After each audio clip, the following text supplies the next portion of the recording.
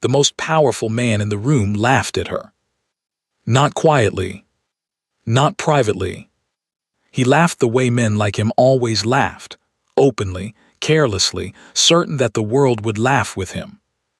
And it did, because it always had.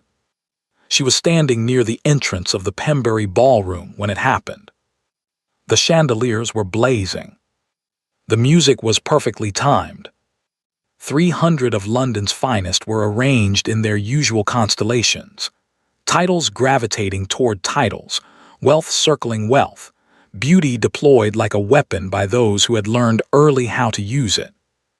Clara Whitmore had not learned that particular lesson. Not yet. She had learned other things. How to read a balance sheet at 14. How to sit across from men twice her age and hold her ground without raising her voice. How to walk into a room in Boston and command it without anyone quite understanding how she had done so. But London was not Boston, and the Pembury Ball was not a boardroom. She heard the laughter before she understood it was directed at her. Her name had just been announced, Miss Clara Whitmore of Boston, and something in the way she said thank you to the footman, something in the round, unhurried vowels of it, had carried across the marble floor to where the Duke of Hartwell stood with his usual circle of admirers. One word. That was all he said. Colonial. The word landed like a pin dropped in a quiet room. Small. Precise. Devastating. The titters followed immediately, soft, polished, practiced. The kind of laughter that doesn't crease a gown or disturb a hairstyle. Society laughter. Laughter that says, we see you and we have already decided. Clara Whitmore stood very still. She did not flush. She did not look at her shoes. She did not reach for her cousin Margaret's arm, though Margaret was standing right beside her, already pretending to examine the floral arrangement on the nearest pillar. Clara turned her head slowly and looked directly at the Duke of Hartwell. He was exactly what she had been warned he would be. Tall, immaculate, dark-haired, with the kind of jaw that portrait painters loved and mothers pointed out to their daughters. He was laughing still, not cruelly, which almost made it worse. Carelessly, as though she were a small, momentary amusement between more important things. She held his gaze for exactly 3 seconds. Then she looked away, smoothed her glove, accepted a glass of champagne from a passing tray, and moved into the room as though nothing had happened at all. Edward Ashford, Duke of Hartwell, watched her go. He would tell himself later that he forgot about her within the hour. He was wrong about that. As it turned out, he would be wrong about Clara Whitmore in almost every way that mattered. And by the time he understood that, truly understood it, she would be holding the one thing he could not afford to lose. The Pembury Ball was considered the true opening of the London season. Not the first event, but the important one, the one where reputations were established, alliances were signaled, and mistakes were made that would take years to undo. Clara had arrived in London 11 days earlier, aboard the RMS Orania, with 2 trunks, a leather satchel of documents, and no particular interest in the social season whatsoever. She was 24 years old. She had buried her father at 19, watched her grandfather age a decade in a single year of grief, and spent the 5 years since learning everything Solomon Whitmore could teach her about how money moved through the world, quietly, invisibly, and with extraordinary power. Solomon had not wanted her to come to London. The English are particular, he had said, standing at the dock in Boston, his breath fogging in the March cold. They smile at your face and count your grandfather's sins behind your back. Then it's fortunate, Clara had replied, kissing his cheek, that I know how to count too. He had laughed at that, reluctantly, the way he always laughed, as though amusement were something to be rationed. Then he had pressed a sealed envelope into her hands. For the London office. Not to be opened until you are inside and the door is closed. She had kept her word. She always did. The London office of Whitmore and Associates occupied a quiet, serious building on Threadneedle Street that gave nothing away from the outside. No grand signage. No gilded lettering. Just a number and a door of very good oak. Clara had learned early that real money did not advertise itself. Real money simply existed, steady and vast, like a river that had been running long before you arrived and would run long after you left. She had settled into her grandfather's London rooms, met with the office manager, a careful, pale man named Mr. Horace Finch, and spent her first week in England doing exactly what she had come to do, reviewing accounts, signing correspondence, and understanding the full picture of Whitmore's London operations. It was on the 5th day that she had first seen the name. Hartwell Estate. It was listed in a thick leather ledger that Mr. Finch had placed before her with the careful movements of a man handling something delicate. The numbers were significant. The terms were clear. And the status of the account was marked in red ink in her grandfather's own handwriting, in default. Monitor closely. Do not extend. Clara had read the page twice. Then she had looked up at Mr. Finch. How long? 3 years of deterioration, Miss Whitmore. The current Duke inherited the title and the debt simultaneously. He has made partial payments, enough to suggest effort, not enough to suggest resolution. Does he know the full picture? Mr. Finch had hesitated. His solicitor does. Whether the Duke himself has been fully informed, that I cannot say with certainty. Clara had nodded slowly. Close the ledger. Set it aside. She had not thought about the Duke of Hartwell again, not in any meaningful way, until the night of the Pembury ball, when Margaret had insisted she attend, and a man with a perfect jaw and careless eyes had found her accent amusing. Margaret Whitmore was Clara's cousin on her mother's side, English by birth, relentlessly pleasant by strategy, and possessed of the particular skill of being completely present in a room while somehow never being responsible for anything that happened in it.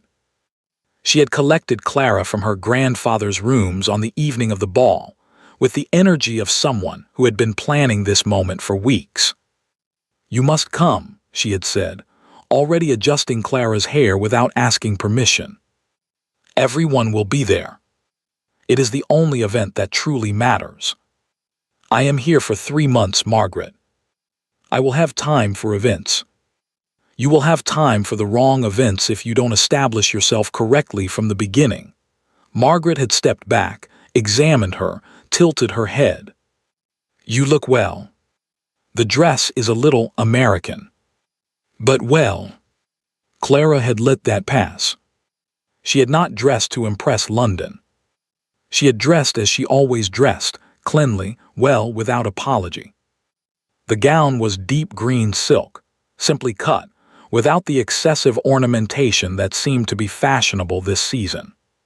She wore her mother's pearl earrings, which were very good pearls, though nobody in London would know that on sight. She had walked into the Pembury ballroom beside her cousin and felt, for the first time, what her grandfather had meant on the dock. The English were particular. She felt it in the way eyes moved across her, assessing, cataloging, finding the unfamiliar and marking it. She was not plain. She was not poorly dressed. But she was not known. And in a room like this, being unknown was its own kind of flaw. She had accepted it, lifted her chin slightly, moved forward, and then her name had been announced, and she had thanked the footman naturally, warmly in her own voice, and the Duke of Hartwell had said his one word. Colonial. She did not speak of it to Margaret on the carriage ride home. Margaret did not bring it up either, which told Clara everything she needed to know about how Margaret had received it, with relief, possibly, that the attention had landed on Clara and not on her. Clara sat with her hands folded in her lap and watched the London streets pass outside the window and thought about the Hartwell ledger. The red ink. In default.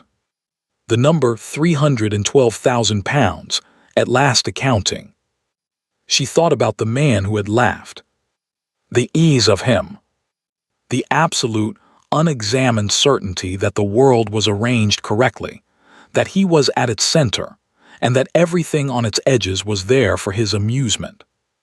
She thought about her grandfather's voice. They smile at your face and count your grandfather's sins behind your back. Then she thought, and I will smile at theirs and count everything else. She was not angry. That was the thing Margaret would not have understood if Clara had tried to explain it. The laugh had not wounded her. It had simply given her information.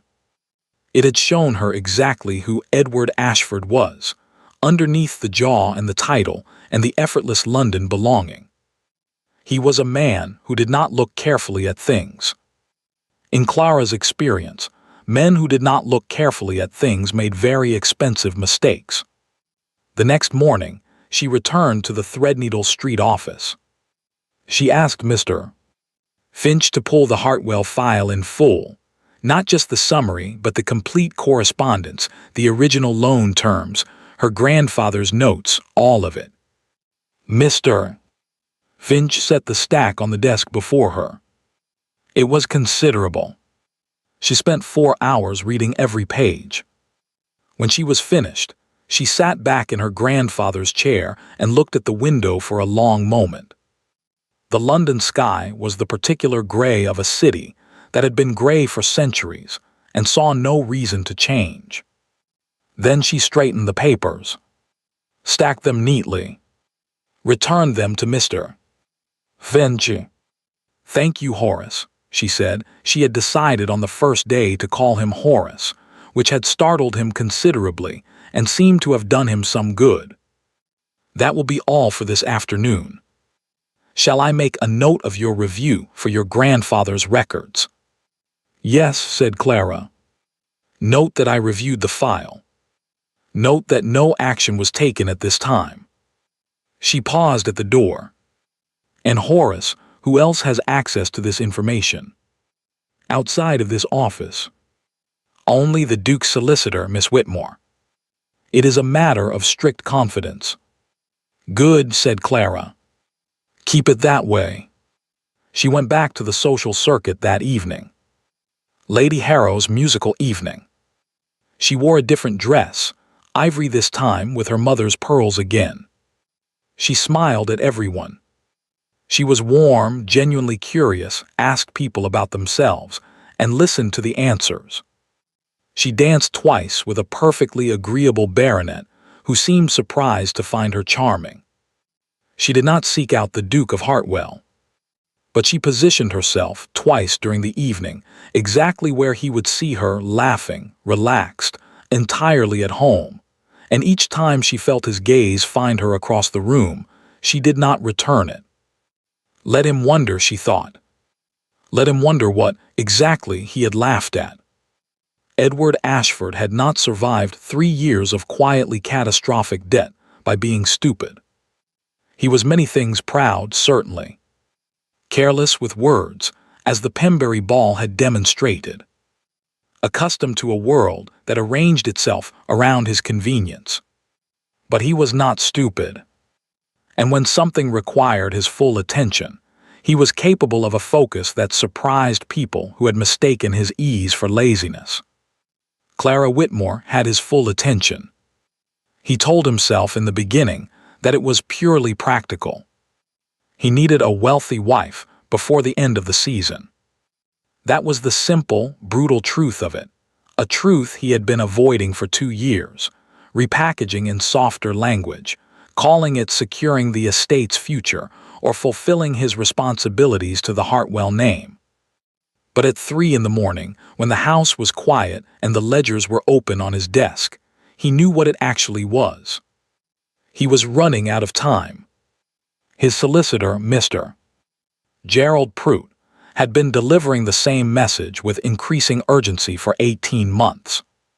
The Whitmore Bank, a private institution, Boston-based, with a London office that operated like a sealed room, telling nothing to anyone, held the majority of the Hartwell debt. It had been accumulated across 2 generations. His father's grand renovations, his grandfather's political ambitions, the kind of spending that looks like prosperity from the outside and is revealed as ruin only after the men responsible for it are safely dead. Edward had inherited the title at 28. He had inherited the debt at the same moment, though it had taken Prout 6 months to present it to him in its full dimensions. He remembered that morning with perfect clarity. Prout's careful voice. The papers spread across the desk. The number £312,000, written in red ink in a hand he didn't recognize. "Whose handwriting is that?" he had asked. "The bank's principal, Your Grace. A Mr. Solomon Whitmore. He reviews each account personally." Edward had looked at the number for a long time. Then he had said, "How long do I have?" And Prout had said, "If you are careful, 2 years, perhaps 3. After that, the bank has the right to call it in. And from everything I understand of Mr. Whitmore, he is not a sentimental man." That had been 3 years ago. Edward had been careful. He had made partial payments, enough to demonstrate good faith, not enough to make any real difference. He had sold 2 smaller properties. He had declined certain expenses. He had smiled at every event, danced with every suitable young woman, and searched, with the desperation of a man who cannot let desperation show, for a solution that would not destroy him. He needed money. He needed it in the form of a wife. And he needed it before Solomon Whitmore, whoever he was, decided that good faith was no longer sufficient. It was in this context that he began to notice Clara Whitmore. He had dismissed her at the Pembury ball. He recognized that now, not with guilt, exactly, but with the particular discomfort of a man who has made a careless move in a game that matters. He had seen an unfamiliar face, heard an unfamiliar voice, and reached for the easiest available response. It had been automatic, thoughtless.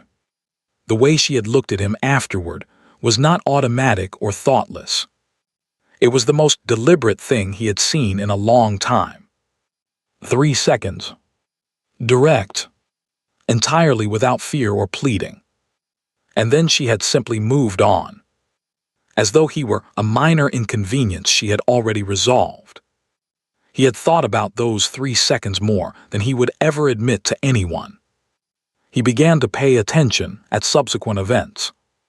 Lady Harrow's musical evening. She had been there in ivory, laughing with a group near the windows. She had not looked for him. He had found himself looking for her. Lord Pembury's dinner. She had been seated at the far end of the table, engaged in what appeared to be a serious conversation with old Lord Ashworth about railway investments. Lord Ashworth, who spoke to almost no one under 50 with any genuine interest, had been leaning forward in his chair. The Cavendish afternoon reception. He had watched her navigate 3 separate conversations in the space of 20 minutes, moving between them with the ease of someone who was genuinely interested in people, not performing interest for effect. He knew the difference. He had spent his whole life in rooms full of people performing. He had asked, carefully and indirectly, about her circumstances. The answers were frustratingly vague. She was a Whitmore American branch. Her father had died some years ago. She was in London on family business of some kind. She was staying in private rooms, not with relations. She had no chaperone beyond her cousin Margaret, which was either scandalously independent or entirely proper, depending on who was characterizing it. As for her money, nobody seemed to know exactly. She spent carefully but not poorly. Her clothes were good without being excessive. She did not discuss finances, which in Edward's experience meant either that there were none, or that there were so many they didn't require discussion. He needed to know which. He chose Lady Fenton's garden party as his moment. It was a Thursday in late May, warm enough to be pleasant, the kind of afternoon that made London briefly resemble somewhere worth living. The garden was arranged with its usual careful beauty. Roses in early bloom, white chairs, small tables with cold lemonade that nobody actually wanted but everyone accepted. Clara was standing near the rose border with Margaret and two other women when he approached. He watched her register his arrival from several feet away, a slight adjustment in her posture, nothing more. "Miss Whitmore," he said, and produced his best smile. He knew precisely how effective it was. He had been deploying it since he was 17. "I don't believe I have had the opportunity to be properly introduced." "You had an opportunity of a different kind at the Pembury ball," she said pleasantly. "Though I understand if it has slipped your memory." Margaret made a small, strangled sound beside her. Edward held his expression. "I was hoping," he said, "to offer an apology for that evening." Clara tilted her head. Her eyes were a clear, cool gray, the kind that seemed to be measuring something without making a production of it. "That's very gracious of you, Your Grace. Will you walk with me? The roses are particularly fine this year." She considered this for a moment, not coyly, not with false hesitation, but as someone who was actually deciding. Then she said, "Of course," and handed her lemonade glass to Margaret without looking at her. They walked along the rose border. Edward was careful. He was charming, genuinely so, when he chose to be asking her about Boston, about her crossing, about what had surprised her most about London. She answered easily, with dry observations that made him laugh twice before he had intended to. She was, he realized, very good at conversation. Not in the way that young women were trained to be, agreeable, reflective, designed to make the man feel brilliant. She was good at it in the way that people who actually think are good at it. She pushed back lightly. She asked questions that assumed he had real opinions. She listened to his answers as though she expected them to be interesting. He found, disconcertingly, that he was trying to be interesting. "You came to London alone," he said after a while. "That is unconventional. My grandfather felt I was capable of managing the journey. And the season. I'm not here for the season, Your Grace. I'm here on business." "What sort of business?" She smiled, the first full smile she had given him, and it changed her face considerably. "The sort that keeps bankers in business." He laughed at that, and then stopped laughing because something had moved at the edge of his mind. "Bankers." He looked at her. "Whitmore." He thought of the red ink on the ledger page. The name his solicitor had said 3 years ago. Solomon Whitmore. He kept his expression completely still. He was good at that. It was perhaps his most useful skill. "Your family is in banking?" he asked. "Casual. Conversational." "My grandfather is," she said. "Among other things." "Remarkable." "He is," she agreed, and her tone held something pride, certainly, but also something more complicated. Something that closed the subject. Edward did not press. He filed it away instead. He returned home that evening and sent for Prout. The solicitor arrived within the hour, slightly breathless, his usual leather case under his arm. "The Whitmore Bank," Edward said without preamble. "Tell me everything you know about the family." Pruitt sat down slowly. The principal is Solomon Whitmore. Boston, 71 years of age. Built the bank from a small lending operation started by his own father. Extremely private. Does not participate in the social world. Has one surviving child, a daughter, who I believe married an American some years ago and is now deceased. There may be grandchildren. Edward was very still. Grandchildren. I believe so, Your Grace. Though I have no specific. Is there a granddaughter? Edward asked. Named Clara. Pruitt stopped. Looked at him. I would need to verify. Verify it, said Edward quietly. Tonight, if possible. After Pruitt left, Edward sat alone in his study for a long time. The fire had burned low. He didn't rebuild it. He sat in the cooling room and looked at nothing in particular and thought about a pair of gray eyes that measured without performing, and a smile that had changed a face, and 3 seconds of silence that had unsettled him at the Pembury ball. He thought about the red ink. In default. He thought about the word he had said, colonial, and how it had landed, and how she had absorbed it without flinching, without tears, without the wounded pride that would have made him feel powerful. She had looked at him for 3 seconds, and then she had moved on, as though she already knew something he didn't. Margaret came to Clara's rooms 2 days later, unannounced, which was her habit, arriving with the air of someone delivering urgent news they have been rehearsing since breakfast.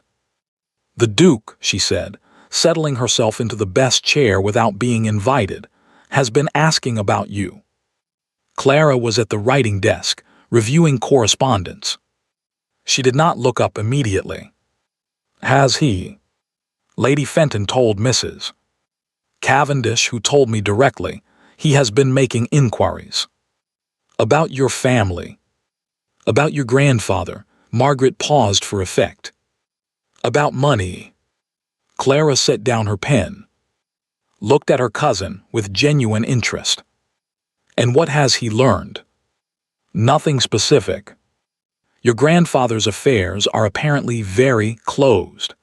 Margaret said this with a slight tone of complaint, as though the privacy were personally inconvenient to her. But Clara, the Duke of Hartwell, do you understand what that means? If he is interested. He is interested in what my grandfather is worth, Clara said. Not in me. Does it matter? A duke is a... Margaret, Clara's voice was not sharp. It was simply final. I know what a duke is. Margaret subsided. She smoothed her skirt. Then in a smaller voice, he is very handsome. Yes, said Clara. He is. She picked up her pen again. But she did not immediately write anything. She was thinking about the garden party. About the moment she had mentioned bankers, the almost imperceptible shift in him. The stillness. She had seen it. She was quite sure he didn't know she had seen it. He was beginning to understand. Good. Let him understand slowly. Let him arrange it in his mind, the Whitmore name, the London office, the grandfather who did not appear in society but whose handwriting appeared on ledgers all over England. Let him arrive at the conclusion himself. Men like Edward Ashford trusted conclusions they reached on their own. It was one of the most expensive habits they had. The letter from Pruitt arrived on a Thursday morning. Edward was at breakfast when it came. He opened it before his coffee had cooled. It was brief. Pruitt was thorough but not verbose. The granddaughter's name is Clara Emmeline Whitmore. She arrived in London on the 14th of April, aboard the RMS Orania. She is understood to be managing the London affairs of Whitmore and Associates during her grandfather's absence. She holds, by my understanding, full authority to act on the bank's behalf in all matters during this period. All matters, Your Grace. I feel I should make that phrase very clear. Edward read the letter twice. Then he folded it precisely and set it beside his plate. Outside the dining room window, London moved through its morning. Carriages, vendors, the distant sound of a church bell marking the hour. Ordinary. Indifferent. He thought about a green silk dress. A pair of gray eyes. A woman who had stood in a ballroom and absorbed his cruelty, and looked at him for 3 seconds, and decided he wasn't worth her anger. She had known. At the Pembury ball, or very shortly after, she had known exactly who he was and what he owed and to whom. And she had said nothing. She had smiled at Lady Harrow's, discussed railways with Lord Ashworth, walked with him through Lady Fenton's roses and talked about her grandfather with that complicated note of pride, and when he had asked about banking, she had smiled and given him exactly enough, the sort that keeps bankers in business, and watched him file it away. She had been watching him figure it out. The realization arrived cold and complete, like stepping into a room with no fire. She was not here for the season. She was here for him. The only question, the question that would keep him awake until he had answered it, was whether that meant he had a chance, or whether he had already lost. The Whitmore London office on Threadneedle Street received very few unannounced visitors. This was by design. The building did not encourage casual entry. The oak door was heavy. The number beside it was small. There was no bell. You knocked, and a man opened the door and looked at you in a way that made you immediately aware of whether you had an appointment or not. Edward Ashford did not have an appointment. He had stood on the pavement outside for approximately 40 seconds before knocking, long enough to consider leaving, short enough that he could tell himself he hadn't hesitated. He was dressed plainly by his standards. No carriage. He had walked from his club on purpose, needing the 20 minutes to arrange his face into something that did not reveal the precise nature of his desperation. He was not certain he had succeeded. The man who opened the door looked at him without expression. Edward gave his name. There was a pause, brief, deliberate, and then he was shown inside. The interior was exactly what he should have expected, and somehow wasn't. Quiet, well-ordered, dark wood and good lamplight, and the faint smell of ink and paper that meant serious work was done here. No excess, no display. Everything saying, in the language of understatement that Edward understood very well, we have nothing to prove. He was shown to a room on the first floor and asked to wait. He waited for 4 minutes. He counted them. Then the door opened. He had prepared, on the walkover, for several possibilities. An elderly male clerk. A solicitor acting as intermediary. Some formal apparatus of the bank, designed to keep the actual power at a comfortable remove from the people who needed it. He had not prepared for Clara Whitmore, sitting behind a large mahogany desk with a file open before her and a pen in her hand, looking up at him with those gray eyes that measured everything and performed nothing. She did not stand. She did not appear surprised. She simply looked at him for a moment, the same quality of look she had given him at the Pembury ball, though now there was no ballroom around it, no music, no 300 witnesses. Just the two of them and the desk between them, and the file that he had no doubt contained his name. "Your Grace," she said. "Miss Whitmore." He did not sit. She had not invited him to, and he was finding in this room that he was disinclined to do anything she had not sanctioned. "I didn't know," he said. It came out more directly than he intended. "At the Pembury ball. I didn't know who you were." "I know," she said. "But you knew who I was."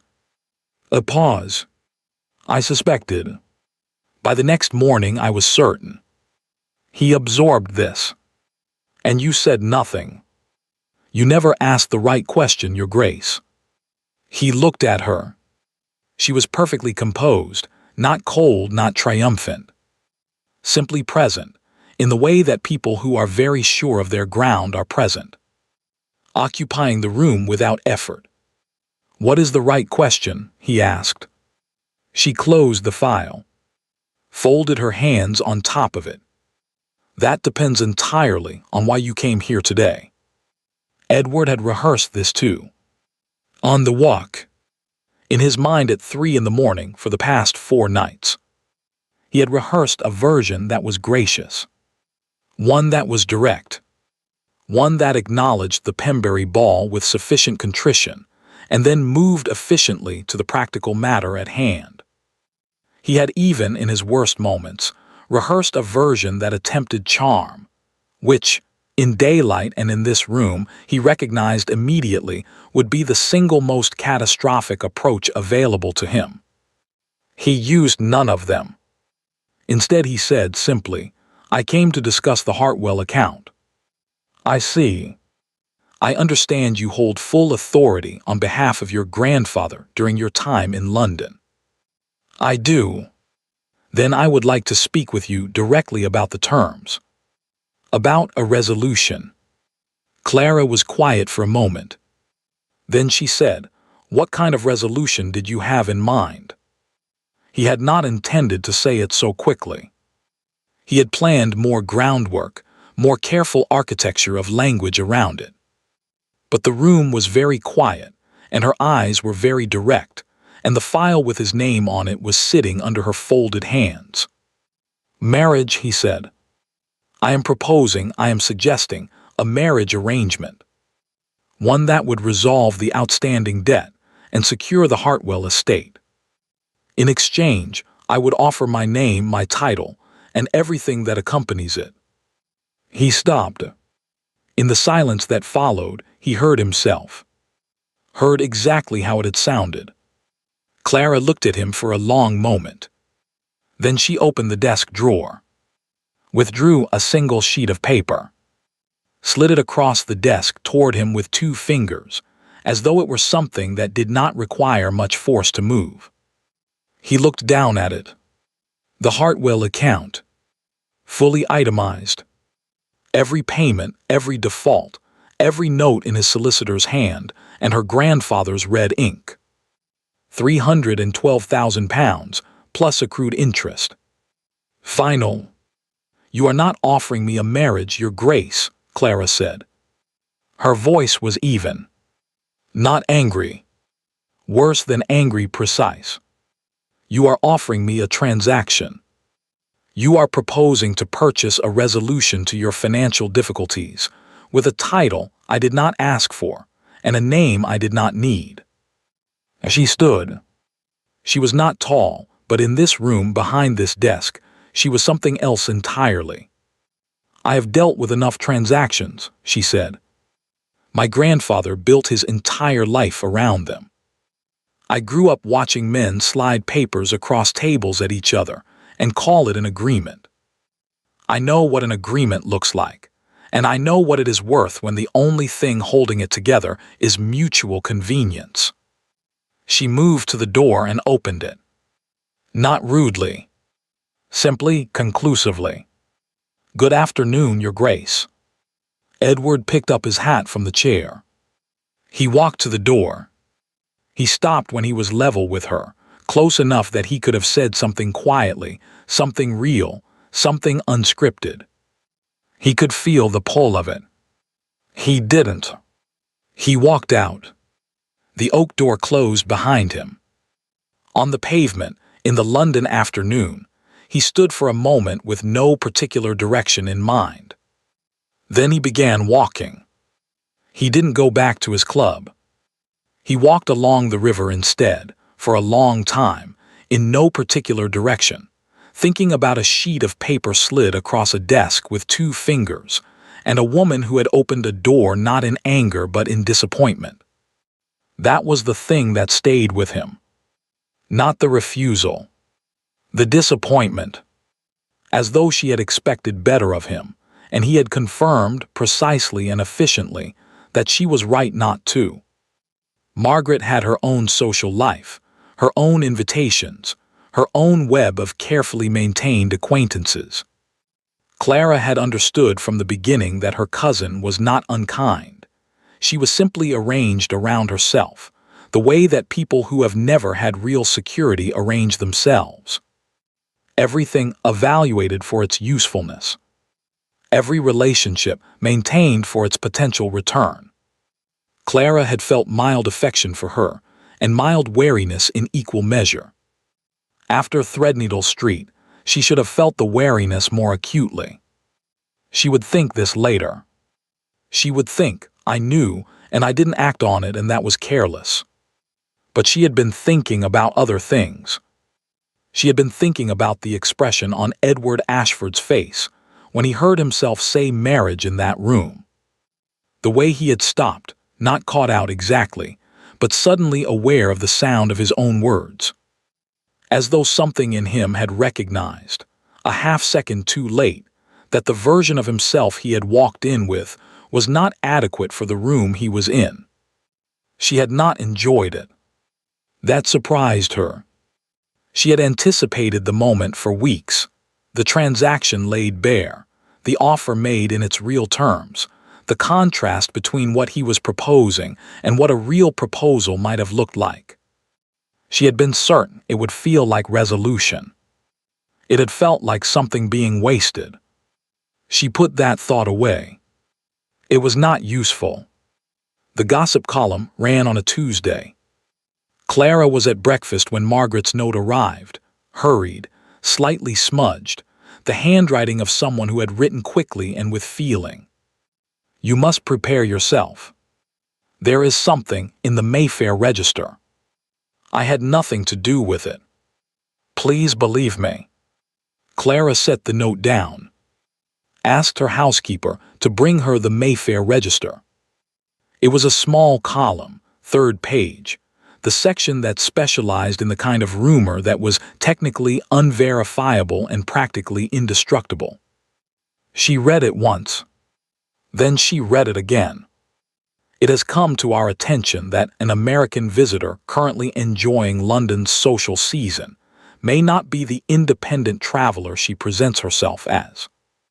Those curious about Miss W., recently arrived from Boston, might do well to investigate the connection between her presence in London and the banking interests of her grandfather, a Mr. S. W., whose London portfolio includes several notable aristocratic estates currently in, shall we say, complicated circumstances.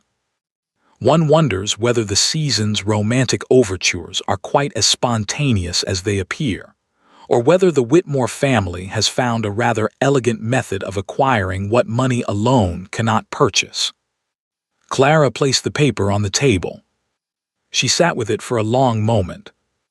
Outside the window, London was doing what it always did, moving, noise, indifferent. She thought about who had access to the right combination of information. Her own name.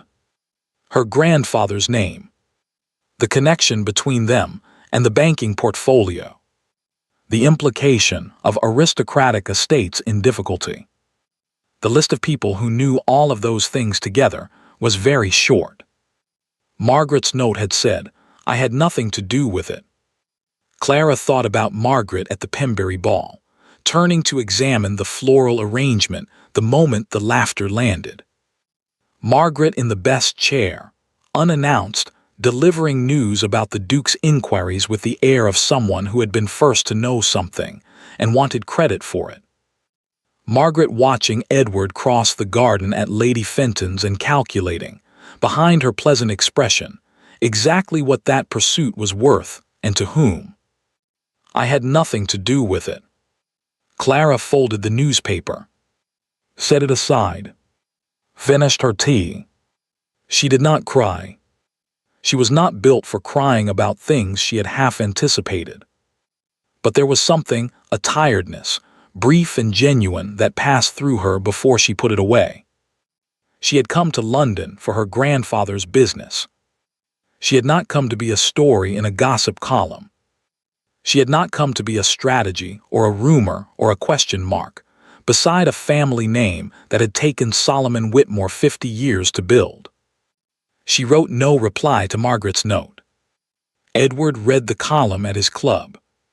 Two men were already discussing it when he arrived. Not about him. They didn't know about him. They were simply entertained by the general principle of an American banking family attempting to buy their way into society. They thought it was funny. They said so. Edward set down his paper and left before they noticed he had arrived. He went home. He sat in his study. He thought about who could have planted the column. The number of people who knew enough his name, her name, the connection was very small. Prude, his own household, and Margaret Whitmore, who had been standing beside Clara at the Pembury ball and at Lady Fenton's garden party and who had, Edward now recalled, asked him 2 weeks ago at the Cavendish reception whether he found American women charming, in the tone of someone asking a question they already knew the answer to. He thought about Clara reading the column, that particular gray-eyed composure absorbing it. Whether she would know immediately, as he did, exactly where it had come from.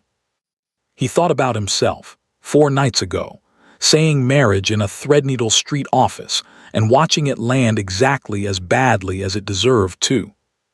He thought about the column's language. One wonders whether the romantic overtures are quite as spontaneous as they appear, and how it reduced everything to calculation and acquisition and cold strategy. He thought, that is exactly what I did. I walked into that office and I proved the column right, before the column existed. He sat with that for a long time. Then he took out a piece of paper. He did not write a letter. He was not ready for a letter, did not trust himself to write one that said the right thing in the right proportion. He wrote 4 words instead. He looked at them, read them twice, folded the paper, sent it with his most reliable man, with instructions to deliver it to Miss Whitmore's rooms personally, to her hand, and to wait for no reply. I was wrong. Twice. Clara received the note at 4:30. She read it standing in the hallway, still in her coat. 4 words. His handwriting, she had seen it once, on a note in the Hartwell file, a letter to Prude about payment arrangements. She recognized it immediately. She stood with the note for a moment. Then she went to the fireplace in the sitting room. She held the paper over it, released it, watched it take the flame and curl and go. She stood there until it was ash. Then she went to her writing desk and looked at the invitation that had arrived that morning, Lady Ashworth's charity auction, Friday evening. She had been planning to decline it. London had felt, this week, like a place that required more of her than she was willing to give. She picked up her pen, wrote her acceptance. She was not done yet. She had not come this far and read every page of that file, and sat in her grandfather's chair in that office on Threadneedle Street, to leave London as a rumor in a gossip column. Solomon Whitmore had not raised a woman who left things unfinished. Lady Ashworth's charity auction was held on a Friday evening in the 3rd week of June, in the ballroom of Ashworth House on Grosvenor Square. It was considered, by those who organized such things, to be the most significant charitable event of the season, not because the causes were more worthy than others, but because the room was harder to get into. Lady Ashworth was 73 years old, had outlived 2 husbands and 1 prime minister she had personally disliked, and operated her guest list with the precision of a woman who had learned early that the quality of a room determined the quality of everything that happened in it. Clara arrived alone. This was deliberate. Margaret had sent 2 notes that week, one still claiming innocence regarding the column, one suggesting they attend the auction together, as though the first note had resolved the matter. Clara had replied to neither. She had dressed herself, dismissed her housekeeper for the evening, and walked out of her grandfather's rooms into the London night without anyone beside her. She wore black. Not morning black, that was a different thing entirely. This was a deep, deliberate black silk, simply cut, with her mother's pearls at her throat and her mother's earrings and nothing else. No extra ornamentation. No attempt to soften or qualify or apologize for the space she was about to occupy. She had chosen it carefully. If London wanted to make her a story, she would at least choose her own costume. The room registered her arrival. She felt it, the slight shift in temperature that moves through a crowd when something unexpected walks in. Conversations didn't stop. Eyes didn't stare. But attention moved, the way it moves in a room full of people who have been trained since childhood to notice everything while appearing to notice nothing. Clara accepted a glass of champagne, looked at the auction catalog, found a seat 3 rows from the front, which was further forward than most unaccompanied women chose to sit, and sat in it with the ease of someone who had selected it on purpose. She had. The auction began at 8 o'clock. Lady Ashworth presided from the front, with the calm authority of someone who had never needed a gavel to have a room's complete attention. The items were significant: art, jewelry, rare books, an Italian landscape that caused a minor bidding war between 2 men who clearly wanted to defeat each other more than they wanted the painting. Clara bid twice in the first hour. Small amounts. Feeling the room. The centerpiece of the evening was announced at 9, a commission from one of England's most celebrated portrait painters. A full sitting, full portrait, presented to the winning bidder within the year. The bidding opened. It moved quickly, 4 bidders, then 3, then 2 men who went back and forth with the controlled aggression of people who were no longer thinking about the portrait. Clara waited. She let them reach a number that had thinned the room's attention, the point where people were watching the 2 remaining bidders and had stopped watching everything else. Then she raised her catalog. Her bid was clean, decisive, a number that cleared both remaining bidders by enough margin that neither attempted a response. The room was quiet for exactly 1 second. Then Lady Ashworth said, with what sounded very much like satisfaction, "Sold." To Miss Whitmore. Clara did not look around. She noted the price in the margin of her catalog neatly and returned her attention to the front. Behind her, she could feel the room recalibrating. She did not need to see it.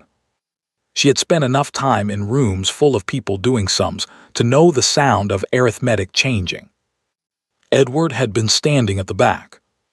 He had arrived late, later than was polite, earlier than he'd intended, which meant he had spent 40 minutes at home changing his mind about whether to come at all. He had resolved it finally not with logic, but with the simple acknowledgement that the alternative was sitting in his study feeling worse than he already did, which was considerable. He had seen her the moment he entered. Black silk. Her mother's pearls. Sitting 3 rows from the front with her catalog and her champagne and her complete, infuriating composure. He had watched her bid.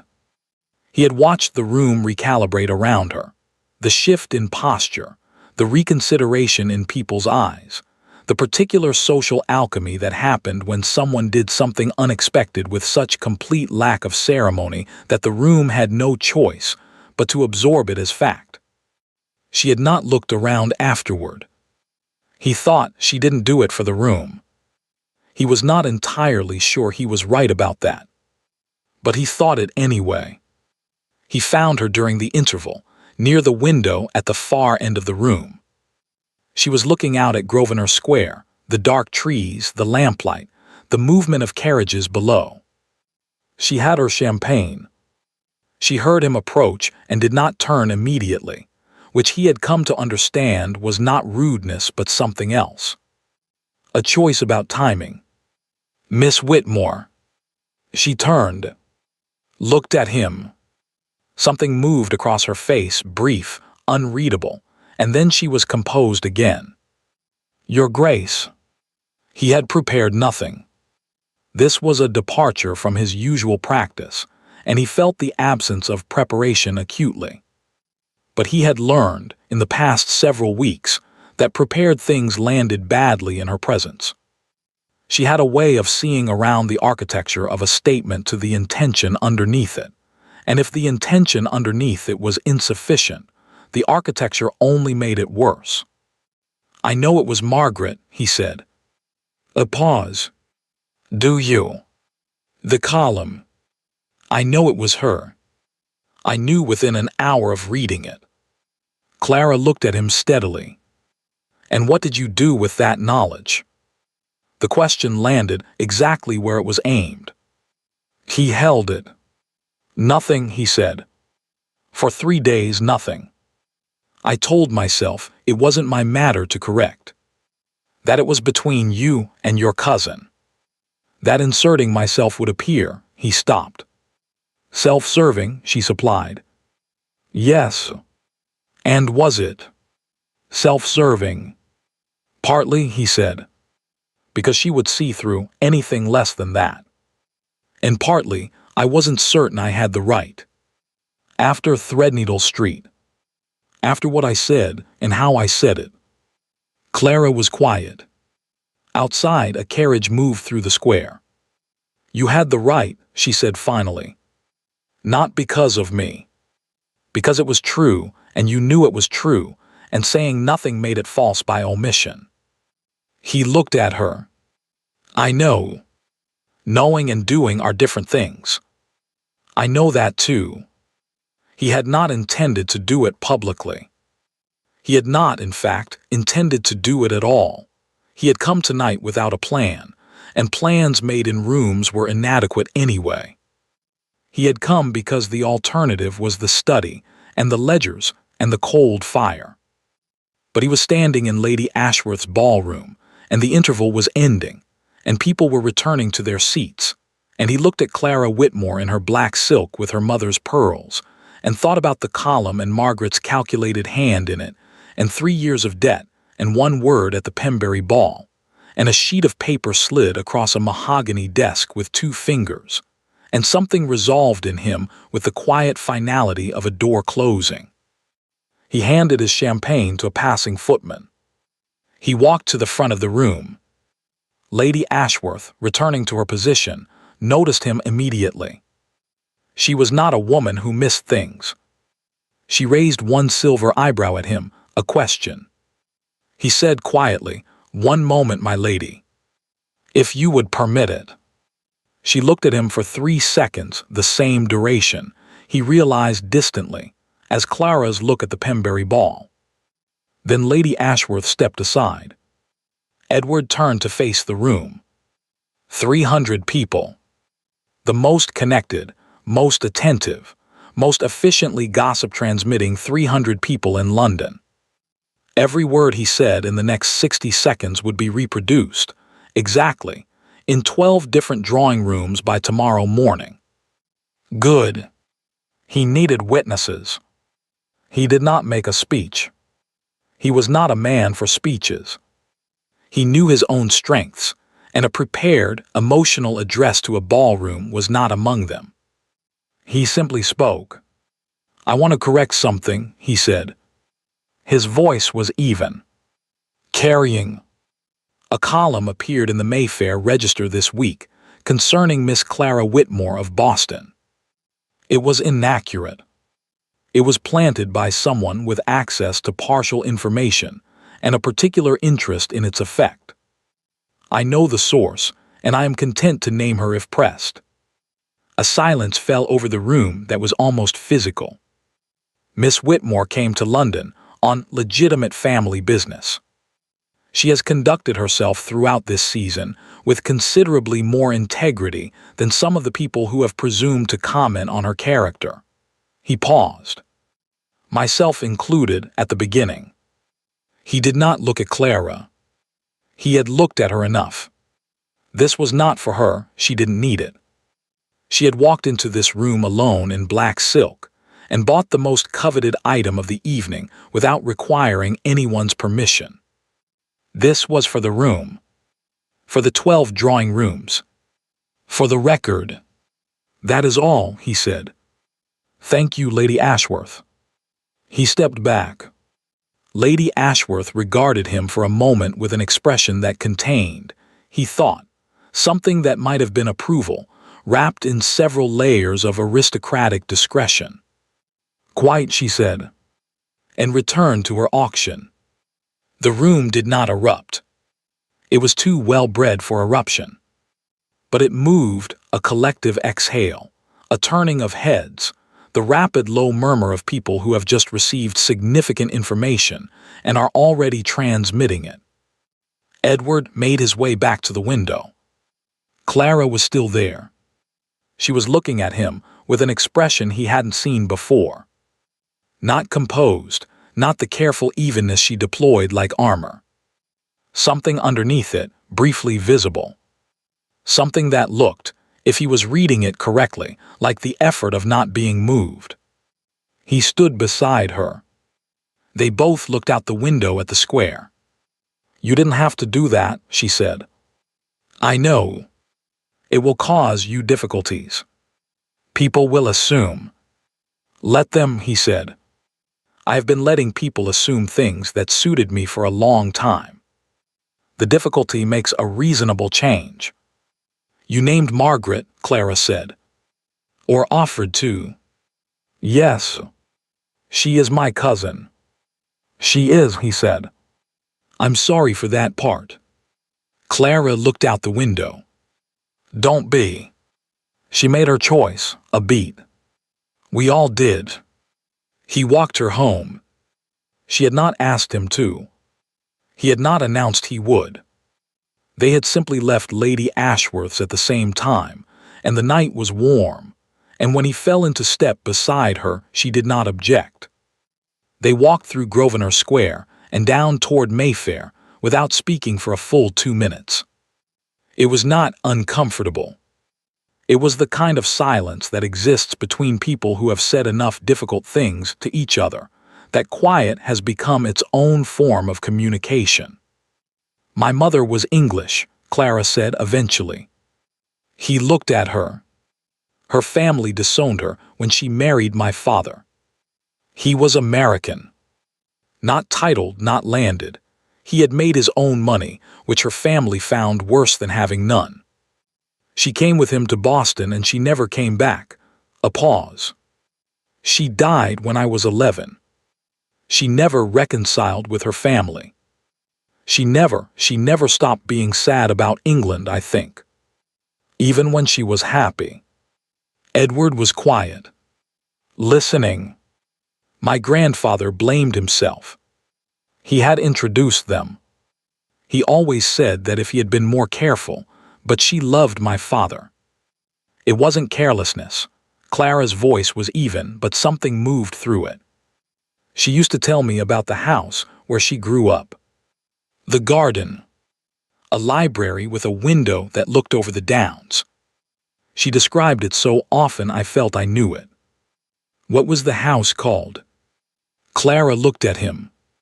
Whitmore Hall. Her family's name before she was her family's name. They sold it after she left, after it became clear she wasn't coming back. I don't know who bought it. Edward stopped walking. She went 2 steps further before she registered that he had stopped. She turned.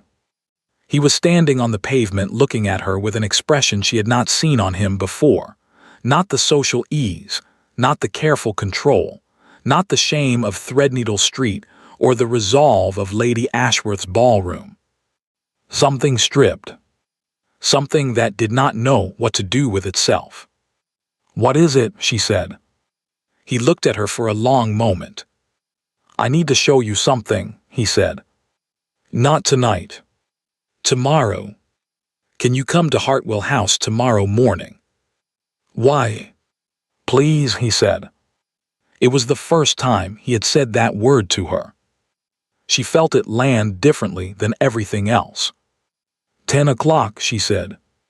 She arrived at Hartwell House at 10 o'clock precisely. He was waiting in the entrance hall, not arranged behind a desk, not positioned for advantage. Simply standing, with a document in his hand and an expression that reminded her, disconcertingly, of her grandfather on the dock in Boston. As though he were about to give her something he had been holding for a long time. He brought her into the study, gestured to the chair across from his desk, sat down himself. He placed the document on the desk between them. She looked at it.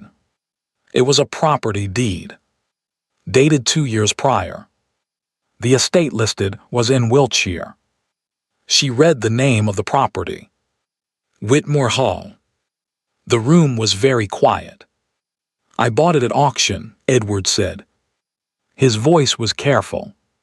2 years ago. The estate had been on the market for some time. It was in poor condition. The grounds had been neglected. I bought it as an investment, intending to restore it and sell it on. I didn't know the history. I didn't know who had lived there. Clara was looking at the deed. She was not composed. She was trying to be, and she was not quite managing it, which was the most honest thing she had felt in weeks. I had begun the restoration, Edward continued. The library is nearly finished. The garden will take another season, a pause. The window in the library looks over the downs. Clara looked up. It was always yours, he said. I didn't know it, but it was. I'd like you to have it. He slid the deed across the desk. Not with 2 fingers. With his whole hand, placed flat on the paper, pushed toward her, the gesture of someone transferring something real. Something that cost him. She looked at the deed. She looked at his hand. She looked at his face. This is not a transaction, he said quietly. I want to be clear about that. I am not offering this in exchange for anything. I am giving it to you because it is yours, and I should not have it, and that is the only reason. The room was very still. You laughed at my accent, Clara said. I know. In front of 300 people. I know. You walked into my office and offered me a transaction. I know, his voice did not waver. I know all of it. I'm not asking you to forget any of it. Then what are you asking? He was quiet for a moment. Outside, a bird was doing something in the garden. London traffic distant. The clock on the mantel. I don't know, he said. Something less than forgiveness. Something more than this. He gestured at the space between them, the desk, the deed, the careful distance. I don't know what to call it. I've been trying to find the word for 3 weeks. Clara looked at him for a long time. Say it again, she said. My accent. Say something the way you said it that night, and I'll call in every pound. Something moved across his face. A crack in it, brief and real. He almost smiled. She almost did too. She picked up the deed. Folded it carefully. Put it in her coat pocket beside her heart, where her mother's letters used to live when she traveled. She stood. I will need to write to my grandfather, she said. He will want to know about the house. Of course. He will also want to know, she stopped. Looked at Edward with those gray eyes that had been measuring him since the Pembury ball, since before she knew him, since she had first seen his name in red ink, and decided that London was worth the crossing after all.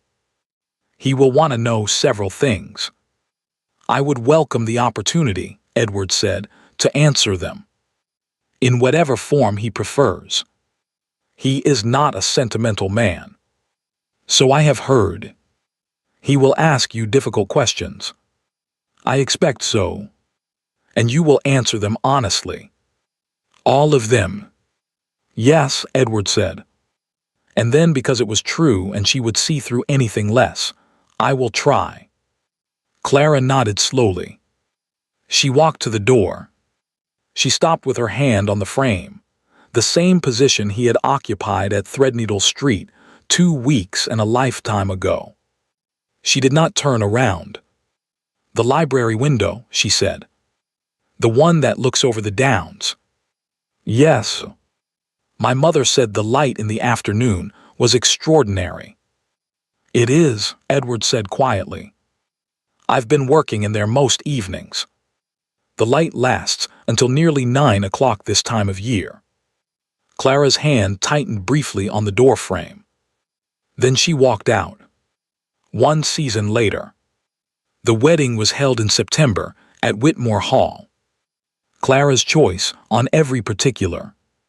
The month, the location, the size, which was small, by the standards of a duke's wedding, and large by the standards of anything Clara had previously imagined for herself. 40 guests. The Wiltshire Garden, which had recovered beautifully over the summer under the attention of 3 very determined groundskeepers, and 1 extremely opinionated head gardener named Mr. Potts, who had opinions about roses that he shared whether or not they had been solicited. The library window opened to let in the afternoon light, which was, as advertised, extraordinary. Clara had spent the summer at Whitmore Hall. This had not been, initially, the plan. The plan had been London through July, Boston in August, a return in autumn for the ceremony. Sensible. Organized. The kind of plan that made sense on paper and dissolved on contact with reality. The reality was a library with afternoon light that lasted until 9 o'clock. A garden that needed her attention, or at least welcomed it. A window seat wide enough to work from, with a view of the downs that her mother had described so precisely that Clara sometimes felt, sitting there with her correspondence, that she was inhabiting a story she had been told before she was old enough to understand it. The reality was also Edward, who had taken to appearing in the library doorway in the early evenings with 2 cups of tea, and the expression of a man who was not entirely certain of his welcome, but had decided to risk it anyway. She had let him in. Eventually, she had stopped waiting for him to knock.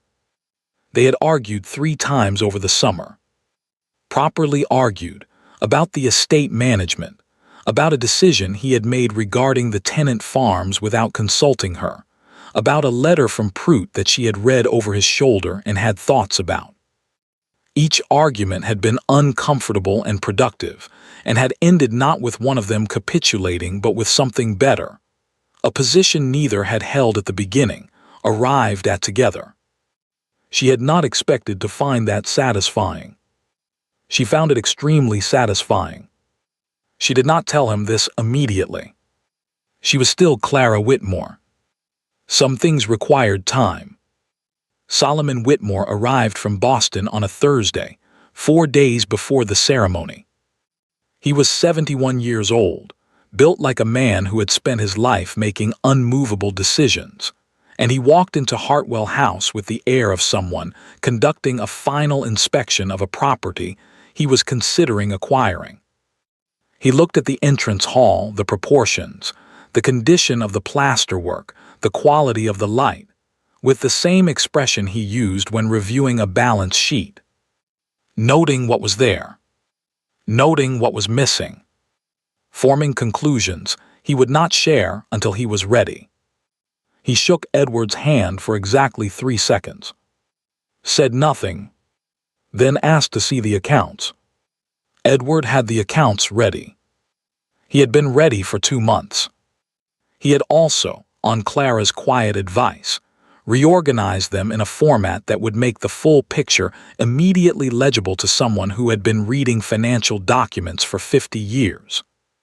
This had taken Prout 3 days and caused him considerable professional anxiety, which Edward had managed with patience that Clara noted and did not comment on.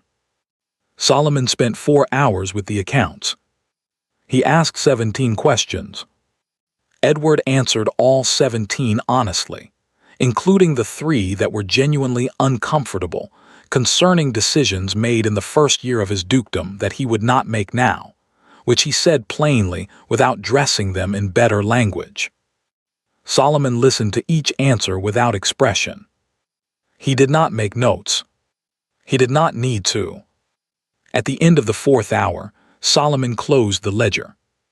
He sat back in his chair and looked at Edward across the desk for a long moment, the particular look that Clara knew well, the one that saw past the surface of a thing to its actual composition. "You know," he said, "I have been in this business for 50 years. I have sat across from a great many men who owed me a great many things." "I am aware," Edward said. "Most of them," Solomon said, "spent the first hour trying to convince me they were something other than what they were. The second hour realizing it wasn't working. The third hour becoming resentful about that." A silence. "You didn't do that," Solomon said. It was not quite a compliment. It was more like a notation. A fact entered into evidence. "I appreciate efficiency." He stood, extended his hand again. This time he held it for 5 seconds. It was, in Solomon Whitmore's personal vocabulary of gesture, the equivalent of a standing ovation. That evening, Solomon asked to see the library. Clara showed him. She stood in the doorway while he walked the room slowly. The shelves, the restored plasterwork, the desk she had claimed as her own over the summer without anyone formally assigning it to her. He ran one hand along the windowsill, looked out at the Wiltshire dark. "Your mother loved this room," he said. He did not turn around. "I know," Clara said. "She described it to me many times." "She described it to me too." A pause. "After she left. She would write to me, not to her family, they had made their position clear, but to me. She wrote about this room. About the light." Clara was quiet. "I should have done more," Solomon said. "To reconcile them. I told myself it was their choice to make, that I had no right to interfere. That was not cowardice exactly. But it was not courage either." He turned from the window, looked at his granddaughter in the doorway. "She would have been glad," he said, "to know you were here." Clara nodded. She did not trust herself to speak for a moment. Then she would have had opinions about the roses. "God, yes," Solomon said, with something that was almost a smile. "Emphatic ones." They stood in the library together for a while, in the particular comfortable silence of 2 people who have always understood each other and have stopped needing to say so. The debt was restructured on the morning of the wedding. Clara had arranged it herself, over 3 weeks of correspondence with Mr. Finch at the Threadneedle Street office and 2 long letters to her grandfather that had been, she knew, the real negotiation, not about numbers, but about what the numbers meant and what she intended and what she was asking him to trust. Solomon had approved the terms in writing in his own hand, in the same red ink. Not erased, restructured. New terms, reasonable ones, with a repayment schedule that a carefully managed estate could meet over 7 years without destroying itself. The interest adjusted. The timeline realistic. The kind of arrangement that acknowledged what was owed without making repayment impossible. The difference, her grandfather had always said, between a lender and a creditor. One wanted the money back. The other wanted leverage. Solomon Whitmore had always been very clear about which one he was. When Edward saw the document, he sat with it for a long moment. He read it twice, set it down, picked it up again. Then he went to find Clara, who was in the library in her dressing gown, 3 hours before the ceremony, standing at the window that looked over the downs. The September morning was clear and still, and the light was coming in long and early across the floorboards. She had walked every day for 3 months. "You didn't have to do this," he said. "I know," she said. "The terms are fair. They are what the account warranted, at present circumstances, with reasonable expectation of future management. Nothing more and nothing less." "Clara." "Don't," she said, not unkindly. "Don't make it larger than it is. It's an account. It will be settled honestly, and it will be closed. That is what accounts are for." He was quiet for a moment. She could feel him behind her, close enough that she was aware of him in the way she had become aware of him over the summer. The specific gravity of his presence in a room. "All right," he said. "Then I'll say only this: I intend to be worth the terms." She looked out the window at the garden. Mr. Potts had done extraordinary things with the roses. Her mother would have been, as Solomon had said, emphatic. "I know you do," she said. "That's why the terms are what they are." He stood beside her at the window. Neither of them spoke for a while.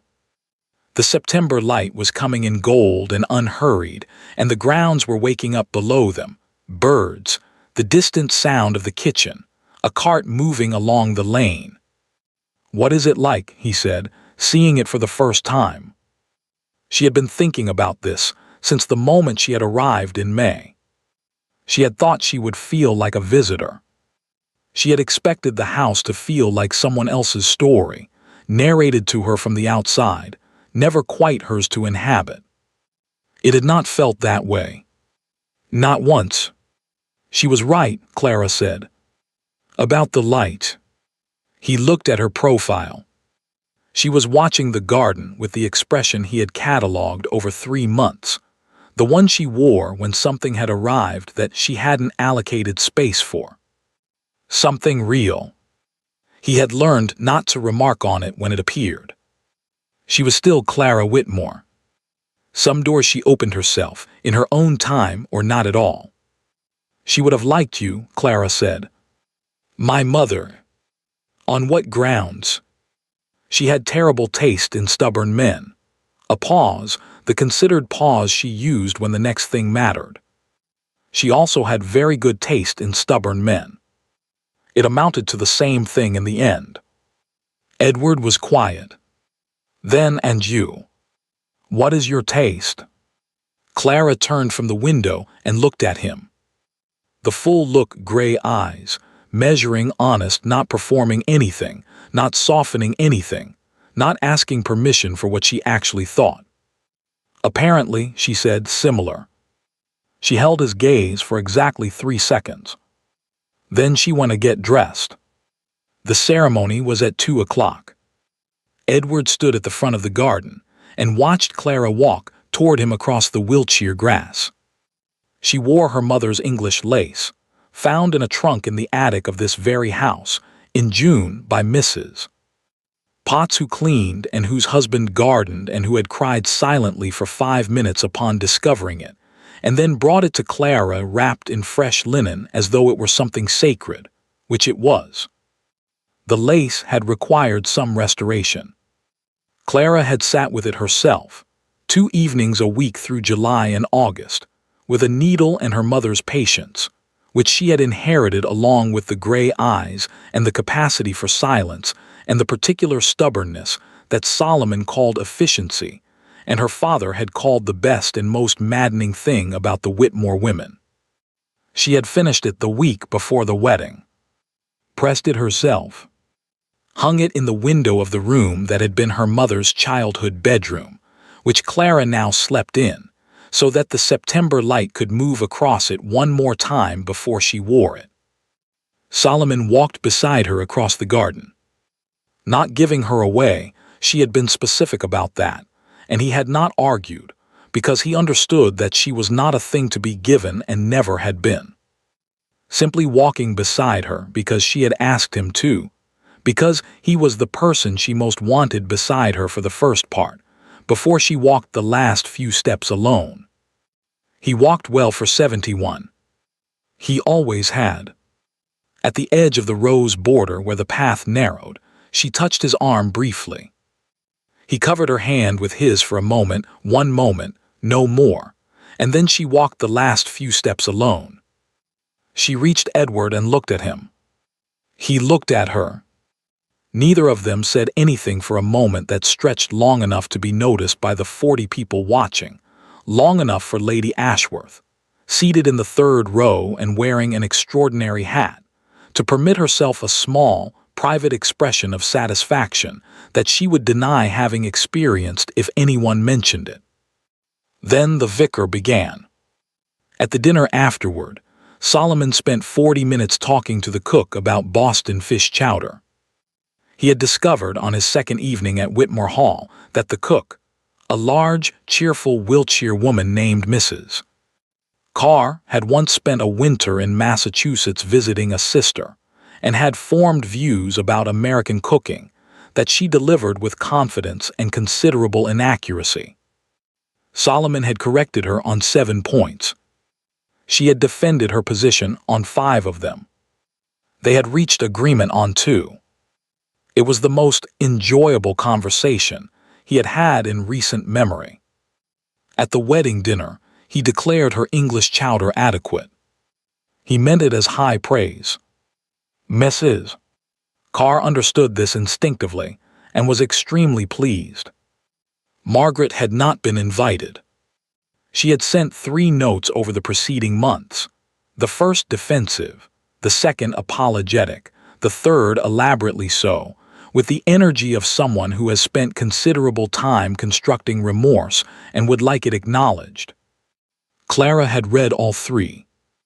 She had filed them without reply, which was its own kind of answer. Someday, perhaps.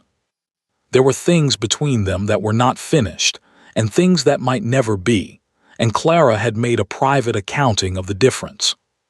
She was her grandfather's granddaughter. She understood that some debts resolved, and some simply changed form. The evening wound down slowly, the way good evenings do, guests departing in 1s and 2s, the garden lanterns burning lower, the September night coming in cool and full of stars over the Wiltshire dark. Solomon shook Edward's hand at the door for 7 seconds this time. Said nothing. Did not need to. Clara watched him go from the library window and felt the full complicated weight of loving someone who had always been there, who was getting older, who had handed her things she hadn't known she was missing and had never once asked to be thanked for it. She would write to him in the morning. She always did. At the end of the evening, when the last guests had gone, and the garden was lit only by the lanterns strung between the trees and the extraordinary Wiltshire stars, Clara and Edward stood at the library window. The room was exactly as it had been that morning, and in May when she arrived, and in all the years before she existed when her mother had sat in this same light and learned the shape of a world that would later refuse to keep her. It was hers now. Properly, legally, undeniably. The deed was in the desk drawer in her grandfather's handwriting, transferred cleanly and without condition on the morning she arrived in May. It had taken her a week to stop feeling like a trespasser, and another week to understand that feeling like a trespasser and belonging somewhere were not mutually exclusive.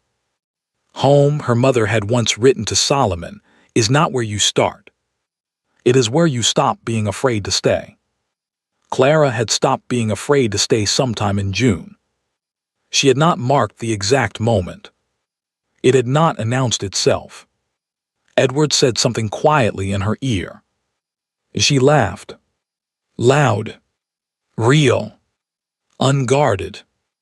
The full laugh, the one with no interest in what a London ballroom considered appropriate, the one that had been in her all season like a river kept behind glass, deployed only in safe rooms with safe people, rationed against the specific gravity of a world that had decided, before she opened her mouth, what her voice was worth. It rang out across the quiet garden. It went up into the Wiltshire night and dissolved into the dark between the stars. There was no one left to comment. And if there had been, well, she had her grandfather's ledgers. She knew how to count. She had always known how to count. And she had decided, some time ago, on a night when she stood at a fireplace and held a forward note over the flame and watched it burn while deciding whether or not to leave London. She had decided that this particular, improbable, maddening, extraordinary thing was worth more than she had originally budgeted for. Considerably more. She was, after all, her grandfather's granddaughter. And Solomon Whitmore had not built 50 years of success by undervaluing good assets. Thank you for staying with this story all the way to the end, and for helping this channel pass 2,000 subscribers. That support genuinely makes a difference. I'd love to know where you're watching from. Write your city in the comments. I read them all and they mean more than you think.